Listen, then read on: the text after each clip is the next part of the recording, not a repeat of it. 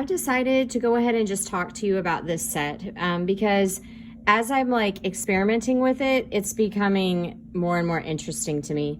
So what I started out with was these boxes, and this is really very figurative. Like, this is pretty representational of what I feel like my life is like right now. Like, I feel like I have to be super transparent, and I feel like everything is like balancing and even tumbling. So like there's a few things that have like fallen down.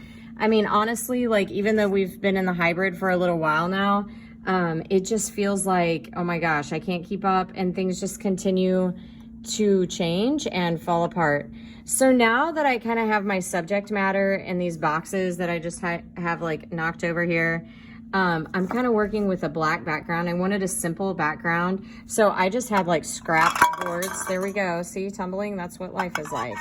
I have these like scrap boards that I placed here. And what I like about this like transparency, and I'm trying to find a way to like really make it look like it's like, look at that.